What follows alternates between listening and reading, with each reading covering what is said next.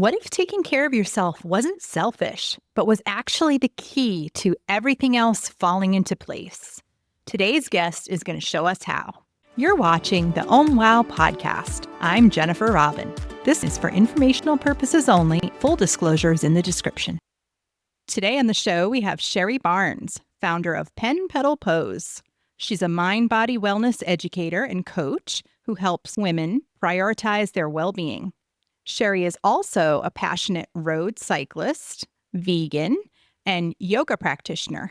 Welcome, Sheri. Thank you. I appreciate the opportunity to be here. You founded your company, Pen Pedal Pose, after your own personal journey. Can you share a little bit about what that season of life was like for you and what ultimately inspired you to create the work that you do now? The most relevant time of life that led to where we are right now is the time that three things converged in my life. And that was in the spring of 2020. COVID started for all of us and was, a lot bigger than probably most of us could ever have imagined. Also, right at almost exactly the same time, I entered the final and most intense year of my perimenopause.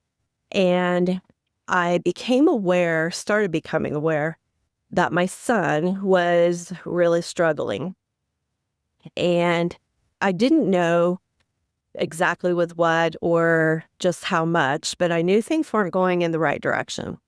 And this, kind of really all started at the same time. So it was really a tough time. The challenges progressed and increased through the next several years. And there were really a few things that helped me preserve my sanity and some degree of wellness for myself while trying to help my son, because that became my most important focus. And it was almost and really could have been all consuming. As it ended up, he was struggling greatly with mental health and substance use issues. And I understand a lot more about that now than I did at the time. And I've learned more about how he got there and all of that. But it was so hard, and it got really, really bad. And I had to figure out a way to be able to function. I was working full time at university, and I, of course, needed to be able to go to work and serve my students. And I also needed to try to help him while taking care of myself as much as I could. And so really a few things helped to make those things possible. One was I found a wonderful online moms group called Hope Stream Community. And it is for moms of kids who struggle with mental health and substance use issues. And it was absolutely a lifesaver for me because I was able to connect with other mothers who were going through the same type of thing. And my husband and I have said so many times, no matter how much somebody cares and how well-meaning they are, until they have experienced what we were experiencing, they just really can't even imagine. And so it was so helpful to connect with these moms, to be able to openly share my story and to hear theirs, and to realize that other loving, compassionate, educated, involved moms were experiencing the same things with their kids, because there was so much of, oh my gosh, I must be a terrible mom. What did I do? So it helped me so much to let go of a lot of shame. So that shared story aspect was huge with the moms group. And then my bike. I am a cyclist, as you mentioned, a road cyclist. And cycling is a huge part of my life and has been for a long time. My bike is where I feel, the most complete. It's where I do my best thinking. It's where I can work through problems and come up with creative solutions and answers. It's it's just so valuable. So cycling was so important to maintain. And then in April 1st of 21, Mhm. right around the time we had one of our very traumatic experiences with this journey, Yeah. I decided to try bedtime yoga. And I was amazed at the difference because it helps so much for me to be able to settle down enough to usually fall asleep. And that was a big Mhm. improvement. And through this whole process, I let go of a lot of things. Um, I maintained, thankfully, the cycling, but I let go of almost everything else that had been before, Yeah. including a previous coaching practice as a side gig while I was working full time, and a blog that I had written for like 7 years. And I'd even written 60,000 words of a book that was going to Oh, be yeah. largely around lessons learned on the bike. But I just let go of all of it because I could not. Yeah. I just couldn't do it. I had to help my son and somehow survive. And so I realized I needed something that I could work towards and that would give me hope. And so as I got more and more involved in the yoga, I kind of in the back of my head, maybe someday I'll get a yoga certification. And then late 22, I just thought, you know what, I'm going to Google it and just see. And I happened to find a teacher training program that actually fit my budget and my life. And so I Yeah. decided to do that. And then that gave me hope working towards a goal. And honestly, when I completed it in um, December of 23, in many ways, based on everything I had gone through, I remember saying, it feels like another graduate degree, really, because of Yeah, it, I to bet. be It's a lot able of to have work. accomplished it Mhm. with everything else. But through that process, I decided, you know what? I have to create meaning out of this journey. I just have to. It has to be more than just suffering. There's a quote by Brene Brown that I came across somewhere in this process that says, one day you'll tell the story of what you went through and it will become someone else's survival guide. And Yes. so Mhm. Exactly. that became kind of a beacon for me. And I decided I was going to create meaning and started crafting the idea for this business. And the idea, the name Pen Pedal Pose, really came from those elements that I mentioned, the shared story, pen. Part of that's blogging and writing, but part of it's communication with, Mhm. others going through similar things.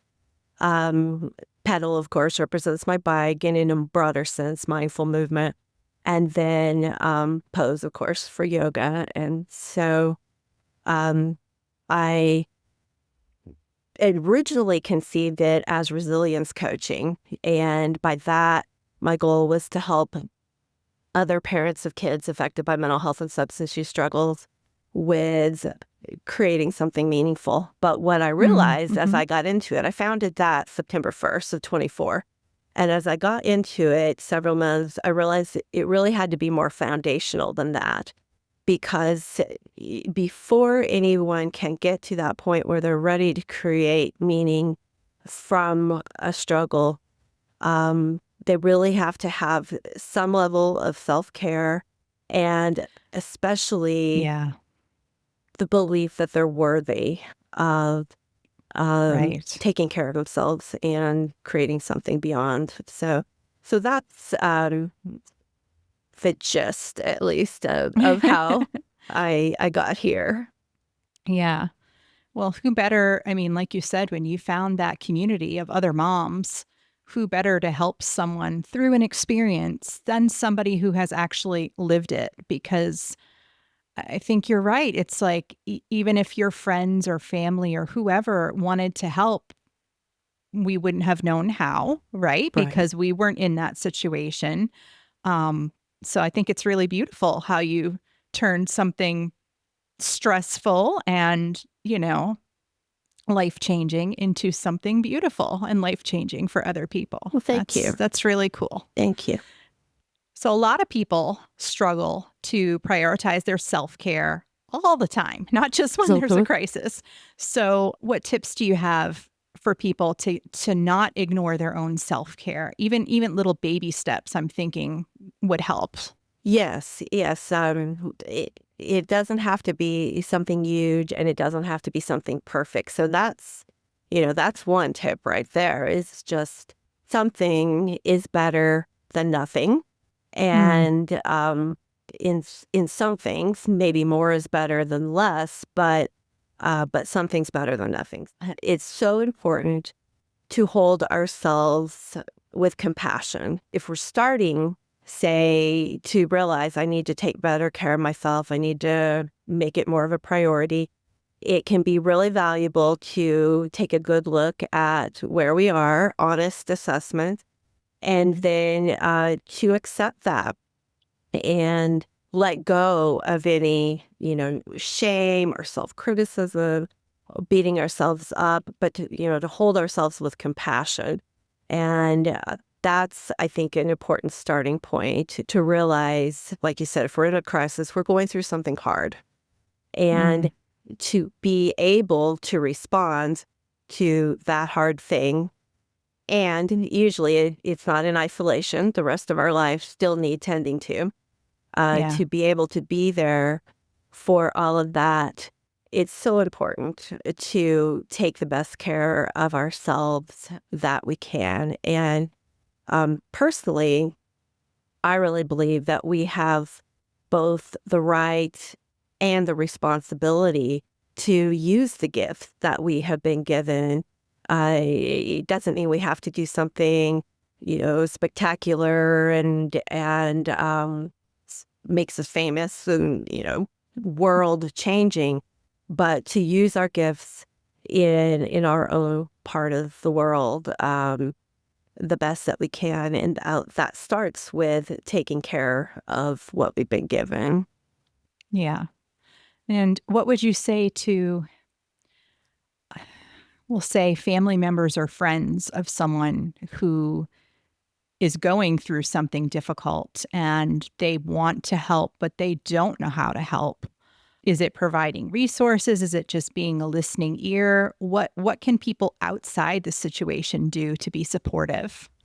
Yeah, I think probably the most valuable thing is to ask a question like, how can I support you? Um, there are a lot of people who very readily will volunteer advice, and the answer Without the person asking, right? right. Yeah, always. Yes. And no matter how much, Yeah. good intention is behind it, it is not the most helpful way to approach. Yeah. So I think giving that person who's going through it the agency to say, thank you so much for asking, this is what I need, is probably the biggest thing. Yeah. And I think wording it as an open-ended question too, because if you just say, how are you doing? You're going to get fine. Right. Or, a yes, something that's a yes, no answer is not going to get you anywhere. No, Yeah. but just how can I best support you? Okay. You talked about how that community that you found was so incredibly helpful. What role do you think community plays, whether that's, cycling groups or yoga classes or coaching circles? How do any of those things help support well-being? They definitely do. I'm an introvert, and so I I need and I value and I appreciate my time alone. That's one of the reasons I think I love my time on the bike so much, because I have that time just, in my head and with the opportunity to receive inspiration from the universe. And there are certain groups that mean so much to me and make such a big difference. Hope Stream Community is still one of those. I'm very, very thankful every single day. My son is doing very well now. He's 15 months sober and has become a daddy. And Oh, that's so great. yeah, Great to hear. thank you. Yeah, it's, he's doing very well. And I'm still involved in Hope Stream because Yeah. those women mean so much. And now I have the opportunity to help give them some hope. I occasionally will serve as a buddy mom for a new mom who joins. And I have created yoga classes for the group. So I have that opportunity to give back as well as still participate in some of the community things.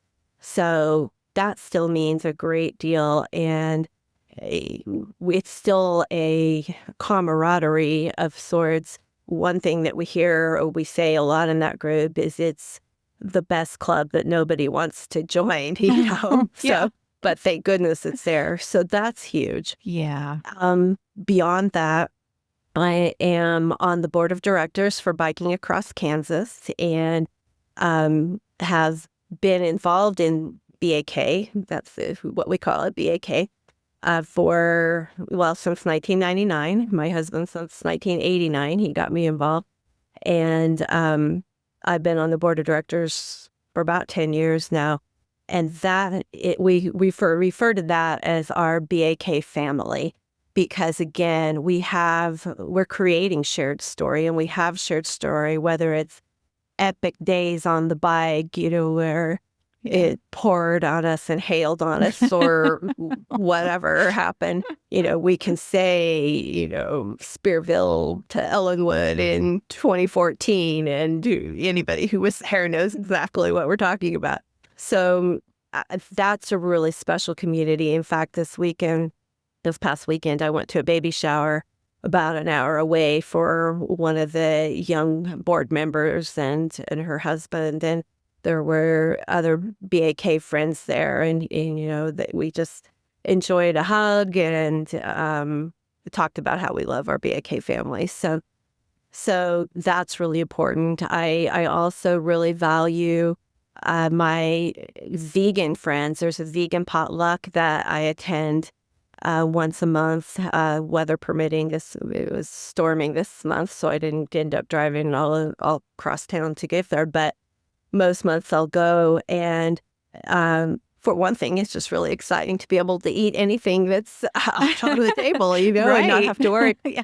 And then to be with others who understand, of course it's a choice, and there are sometimes some challenges that go along with it in mainstream society. So to be with others who share that's really important.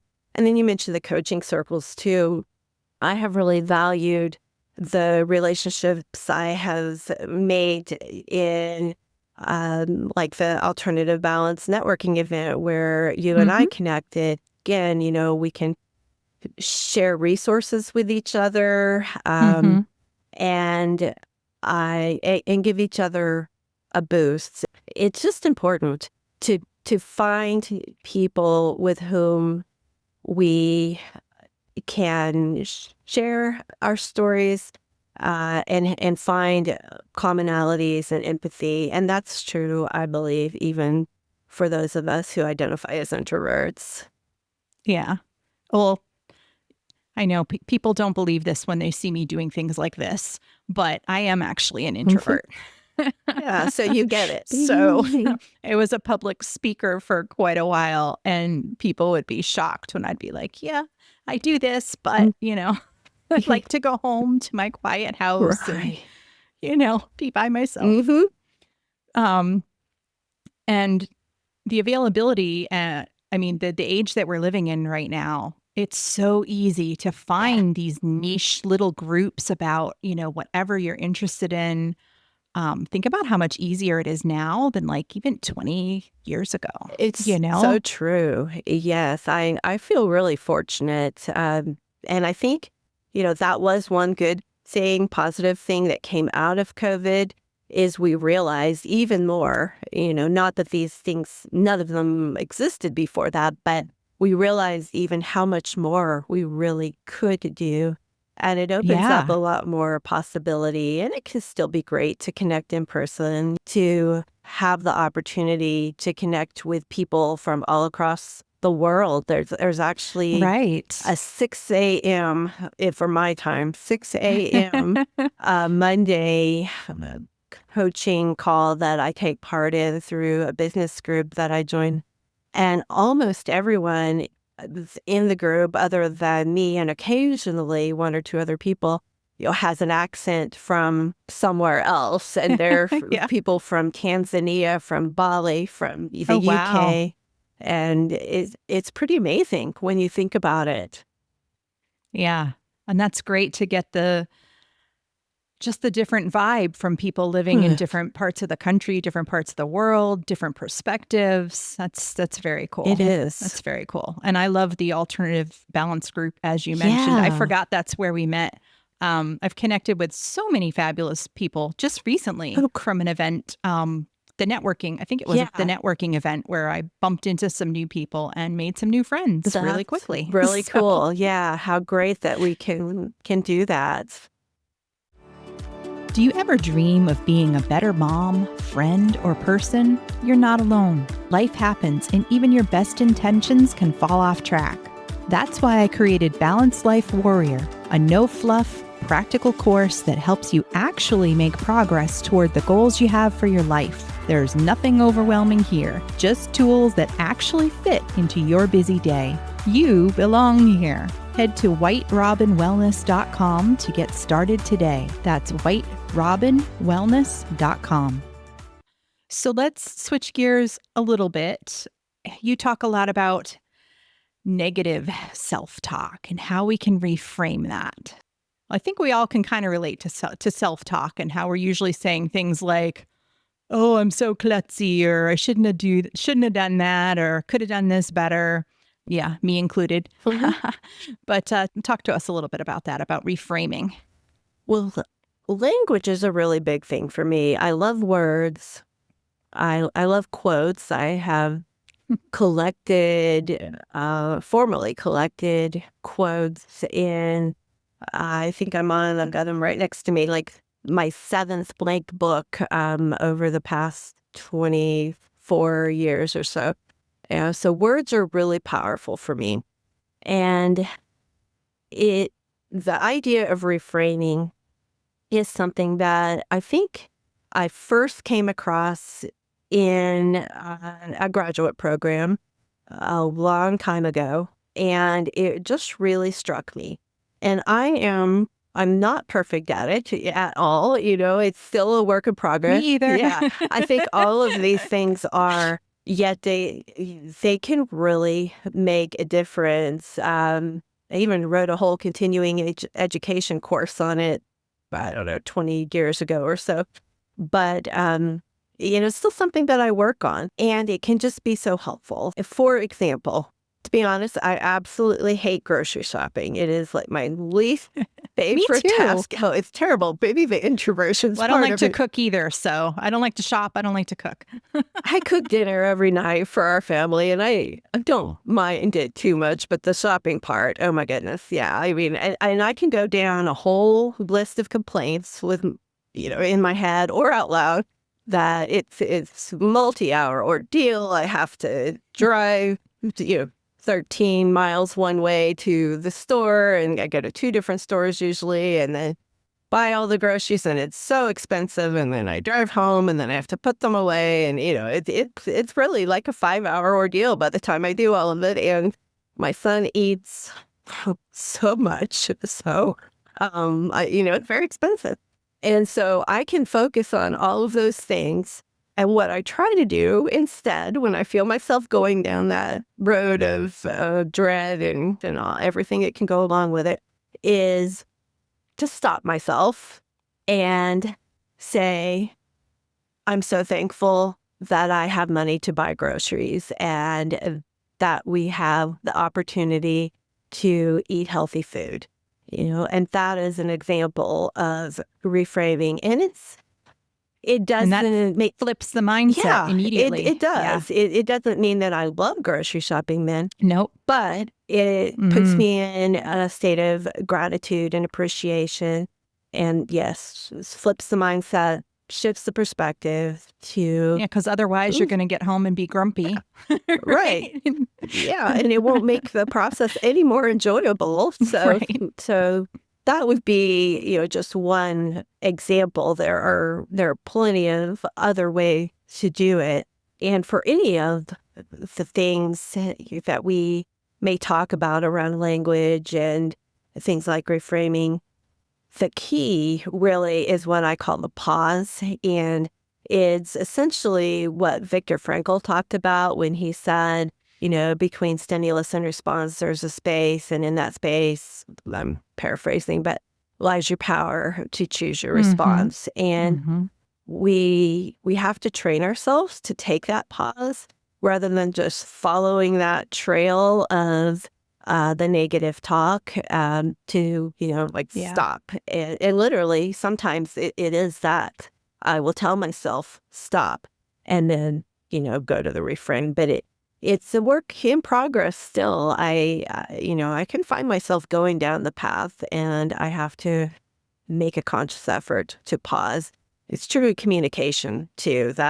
We talk about that a lot in the mom script that I mentioned.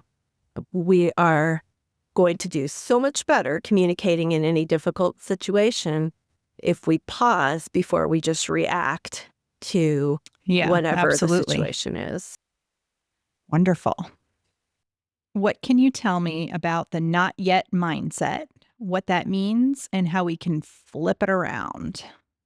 So again, when that usually negative self-talk happens, like an example for me, I will often think I'm not making the money I need to make, in my business. If I can stop and remember to add yet, then it's a subtle but significant shift of energy because it allows hope. And that was the same way when my son was struggling. We would talk about, he's not doing well yet. And it's just one little word, but if we can train ourselves to add that when something is not where we want it to be, or we haven't accomplished something that we want to accomplish, no one has signed up for my launch yet, things like that. And it can make just such a difference in that little spark of hope. And sometimes that's all we need to keep going. Perfect. And it's such a quick, easy thing. I think the hard thing is with any of these quick, easy tips that we have for ourselves is remembering to actually do them. Because in the moment, unless you have a buddy or a friend next to you to say, hey, and kind of nudge you to, like you said, add the word yet, left to our own devices, it's more of a struggle, I feel like, with things like that. It is. Yeah. That's why it is an ongoing practice. For me, I can teach these things to other people, and I'm still working on them myself. Yes, I'm in the same boat. I can't tell you how many friends I've said that have, said this is going on in my life. And I said, well, did you tap on that? Because I'm an EFT tapping practitioner. And they'll say, oh, I didn't think of that. And then we're chatting about something else. And I think, I probably should have tapped on that, but I didn't, So exactly. It is an ongoing learning, I feel like. Yeah. So talk to us about the kind of help that you offer. I know that it blends mindset with action. So Talk to us about how those two pieces work together and how exactly you work with people, like what you offer. So yes, the combination of mindset and action is really the framework because they have to go together. For meaningful change to happen, we first have to believe that we are capable and worthy of taking care of ourselves in whatever way. We just have to have that mindset and those beliefs. And so a big part of it is working on developing that. And part of it, for example, is a brand new free course, and it is a self-compassion toolkit. It's self-paced, delivered over 3 days. In first of all, taking an honest look at where we are, because I think that's very important. We have to really get a clear picture of what's going on in our lives and where we are with our wellness compared to where we want to be. And then to look at that from a place of love and compassion, because beating ourselves up is not going to get us where we want to go. So this is designed to be kind of a first step.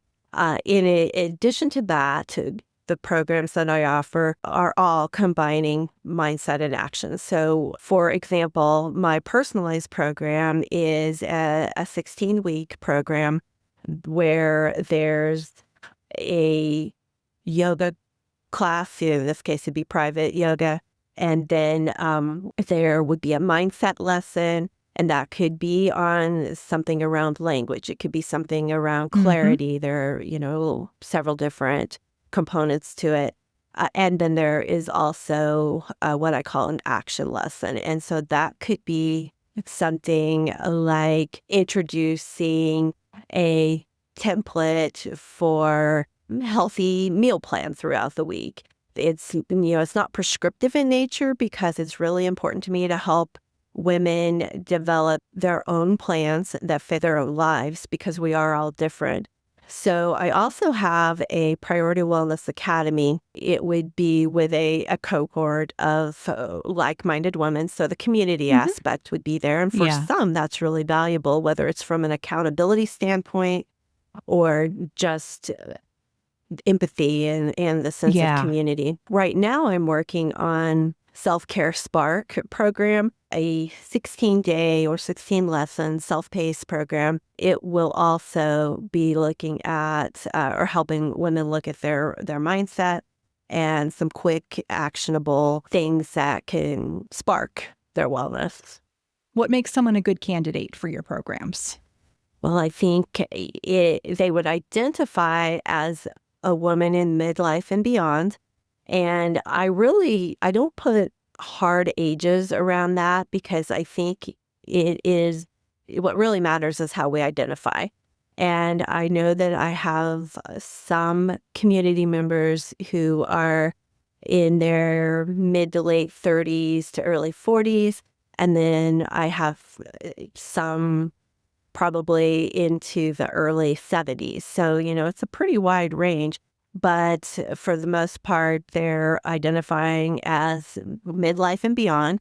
A lot of us in this range, may be dealing with menopausal, perimenopausal types of issues as well. While I don't have programs specifically designed around menopause, it certainly comes up in conversation. I recently wrote a blog post on it, and it's a big part of what we're facing. What women usually tell me is something along the lines of either they don't understand why they can't, won't, or don't take care of themselves the way they want to. So for the most part, it's someone. Interesting. Yeah, I hear that in a lot of different ways, but it's usually some version of can't, won't, or don't. And sometimes it's because they don't believe they deserve to. I even had one woman tell me, and these were her words, all skinny people are selfish. And, well, there's a core belief. There is a core belief, yes. And what I heard was skinny people stood as a proxy for anyone who takes the time to exercise and eat right, you know? And so definitely, that's not something that everyone that I work with believes, but there may be other things that are getting in the way. So I like to help people figure out what is stopping. We talk about self-sabotage. We talk about barriers and how to work with those things. And, the things that we mentioned, the reframing that comes up. So someone who's willing to look at both the mindsets, the core beliefs, the things that may be stopping them, and then who is willing to take action, because neither one alone is going to be enough, I believe, for sustainable change. So these are primarily women that are recognizing that they're wanting some self-care and kind of wanting some support to figure out, how come I want this, but I'm not doing it? Yeah. Am I getting the gist of it? Yeah, Okay. I would say that's a very good, succinct Okay. description. Perfect. Perfect. Now, tell me a little bit more, like, can you give us an example of what a personal wellness plan might look like for, Jane Doe enrolled in your program? Because I know it's different for every person. So can you give us like a fictional, what you might do for this person? So as we go through the various lessons, we'll look at, of course, the mindset aspects and how we can maintain, support our improved, enhanced mindsets, as well as things that are more tangible, like nutrition and exercise, that they may want to include. And so we'll talk about what are the pieces that you want to include in your personalized program. And then we'll figure out how to get them in there. Part of it is just really identifying what they want. And then I am really big on scheduling and or ritualizing. And so that would be a big part of putting the plan together. And for me, it may look different every week, but we'll identify these are the key components in there. So just for example, in my own case, I know what I want to include in my training program, my exercise program for the week. And so once a week, usually on Saturday, I'll look at the upcoming week, look at my responsibilities, and look at the weather, since I'm a cyclist, and figure out what's going to go where. And then it goes into my calendar. And this is something I recommend for others too. I also send an email with my with the calendar, not just my training in there, but the other things that are on it, to my immediate family. So in my case, my husband, my son, my future daughter-in-law, and my mom, and let them know even when my bike rides as different lengths are scheduled, because it's that important. And I want people to embody that identity, that they are It's like accountability, it is, right? yes. It's that important that it needs to be scheduled, and it's okay to own it and say, this is what I'm going to be doing. And it makes it so much more likely that it's going to happen. So Yes. in addition to that, someone may want to include things like meditation and journaling and, maybe bedtime Yes, yoga. we're big on journaling here. Journaling is wonderful. And so, again, in my case, I include that at night before my bedtime yoga. And it may fit somebody else's life at a different time. And not everybody may want to include it.